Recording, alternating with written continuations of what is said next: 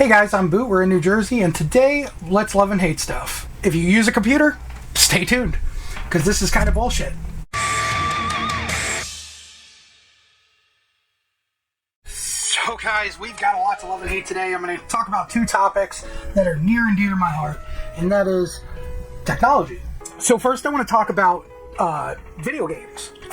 So we've come a long way in video games. You know, we started on cartridge, then we went over to CDs, then we went to DVDs, then we went to Blu-ray discs, and you know, now we're at the part where we're going back to chips per the Nintendo Switch.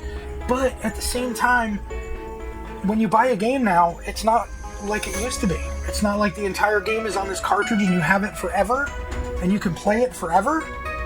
It doesn't work like that anymore. When you buy a game, you own the ability to use that game for as long as the person who makes that game says so. Once they decide that they want to terminate the game, well, I mean, you own it, right? You paid for it, you think you'd have it. Unfortunately, it doesn't work like that. Most games now are played online. And, you know, there are some games like, I know Call of Duty had the walkthrough campaign and the multiplayer live. You now have it where it's mostly a live server you're connecting to play this game. And eventually what happens over time is that the game no longer makes money for the company, so it costs them money to use those servers. If they're not making money and they're spending money, well, that's just a good business decision to get rid of the servers. Especially if there aren't that many people playing. The problem with that is that leaves you in a position where you think you own a game, but you don't have access to it anymore after only a few years of playing it. You know, maybe it could be 10 years, 20 years, doesn't matter. We've seen Nintendo games still be played today.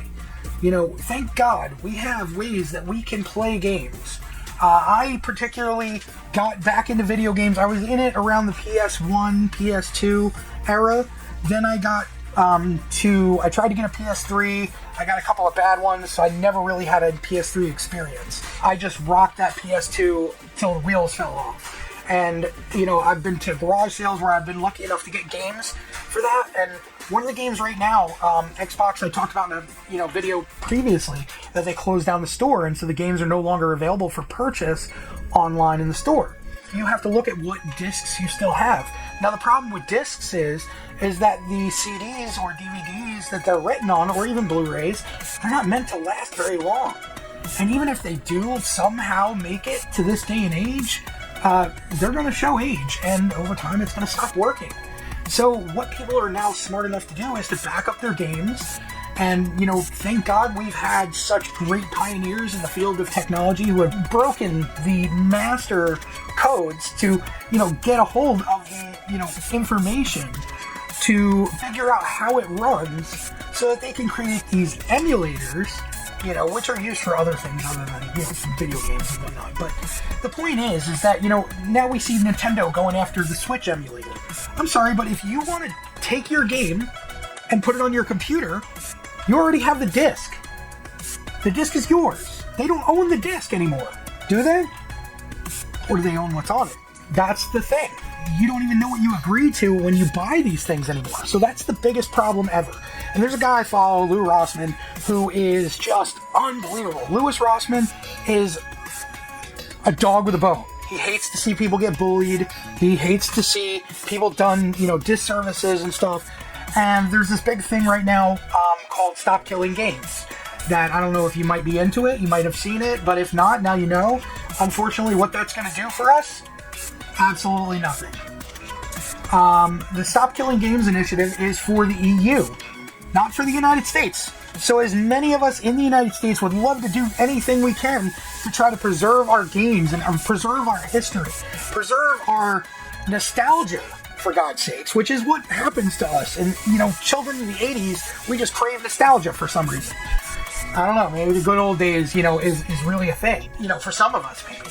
It's really sad when you buy something like a game or a program or whatever, and you own that thing, and you cannot use it anymore for whatever reason. Like the servers being down. However, you can go ahead and get a ROM dumper from your, from anywhere. Amazon has them. There's some stores you can go to locally, I'm sure, that have them, that, video game stores. They will allow you to back up your ROMs, even for like old Nintendo games and stuff. Be able to back that stuff up. And I've been lucky enough to get some of that stuff in my hands, be able to, put my games away because I want to play them, but I don't want them all sitting on the shelf. You know what I mean? In this way, I have them condensed to a drive and I can play them when I want to. Again, because of these, people who worked so hard to, backwards engineer, these things, we have the ability to play our games that we own.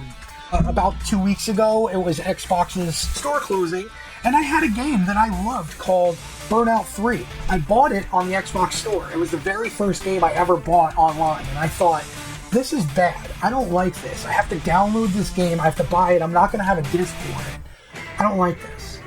And so, after buying it and having that regret, because the game was awesome, I loved it. And I owned it on the 360, but on the console. And then when I went to go download it, it was one of the games that was no longer available to be played anywhere in the store.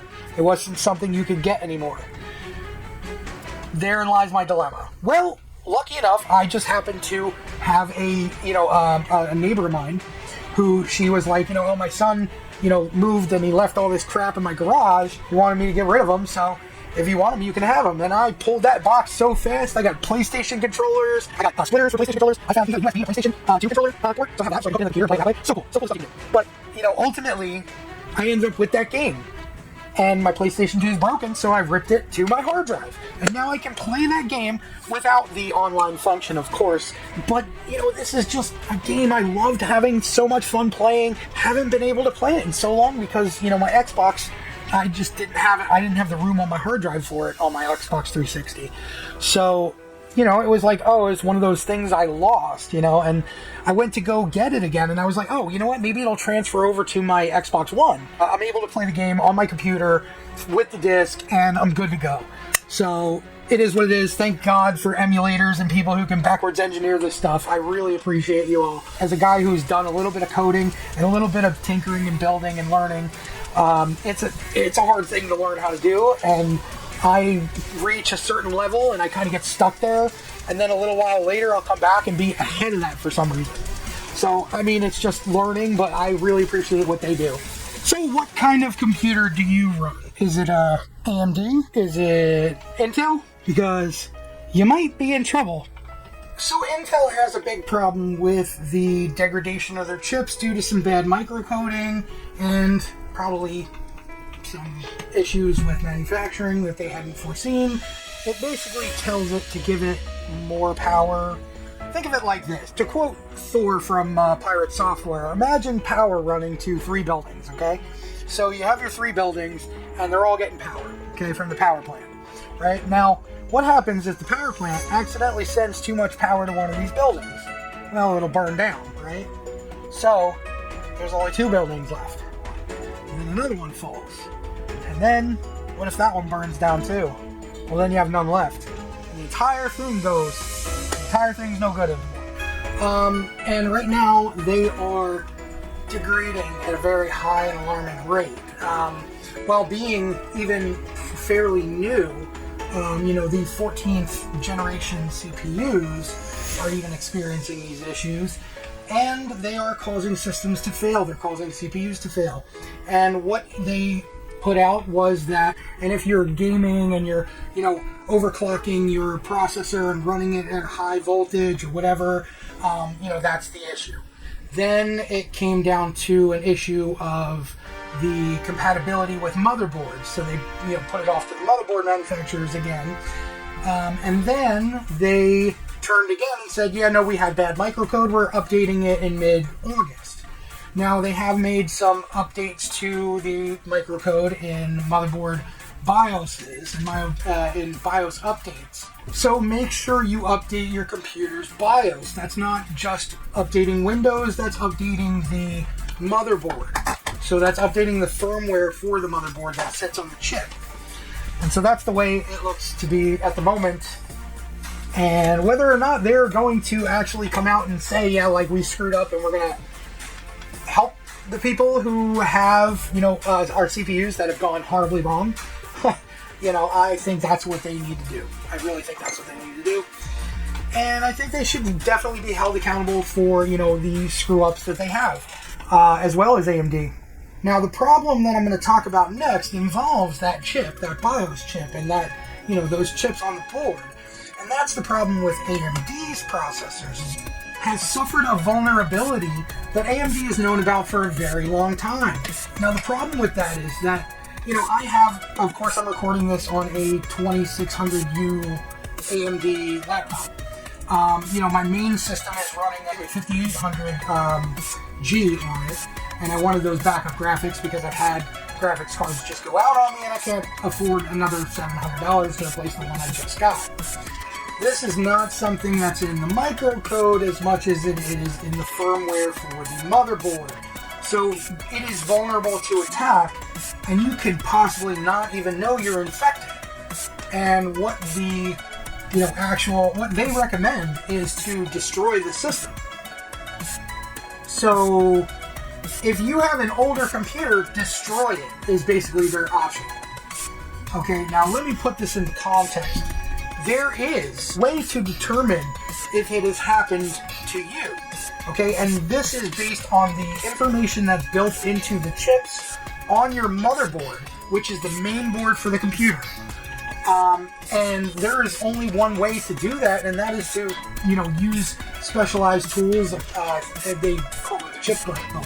It's basically a way to communicate directly with the chips instead of having to involve the rest of the motherboard to try to, send signals back and forth and say, hey, what's going on? And the motherboard says, well, I don't know what's going on. He's not really telling me, So this is like specialized tools. So they are, it is something that can be diagnosed, but I'm sure it's going to be an exorbitant fee. Now, here's the thing. If you can keep your data from being on your computer, I highly recommend that. And I would firewall any outside drives that you have on your system, anything like that. But that's, basic security for somebody like me who has those skills, but not so much for everybody. And therein lies one of the biggest problems, is that these things that people don't understand is what these hacker types take advantage of. But, when you deal with, black hat hackers, you end up in a bad spot, and you don't even know that it's happened to you. If you're, not really looking for it, and you don't really know what you're looking for, you won't even know it's happened. And that's the scariest part. You put your social security number in a document, and a document is nothing. I can swipe a document from myself, from anywhere in the world within seconds. I can download that document.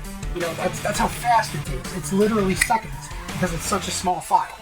But at that point, that little tiny file that somebody might have pulled from me also has my sensitive information in it. So of course, they could take that information and then use it to go online and find, if they're into the dark web, they could easily corroborate your personal information to a credit card number that might have been sold from, a hack that happened at Target. And then they could put those two things together and say, hey, we own this guy's ass. What do you want to do to him? Let's threaten him. Let's call him and say we're going to send the police to his house if he doesn't pay his tax bill of, whatever exorbitant amount of money. And just, that's how it goes horribly wrong for people who don't understand this stuff. Whether your buildings are on fire or your information is getting out there, these are problems that we have now. And, it's scary because, I myself have systems that have, this hardware. And as an AMD guy myself, and I'm just saying, I've been into AMD for so long now that I really don't like Intel, and I don't like, NVIDIA. But when I use it, when I use my own system, I put my money where my mouth is, and that's AMD. And the problem is that unless you have the newest, shiniest thing from AMD, you're not secure. How's that right? Anyways, that's about it for me. Thank you guys for liking, commenting, and subscribing. And I will see you guys in the next one. Leave your thoughts below. Later, guys.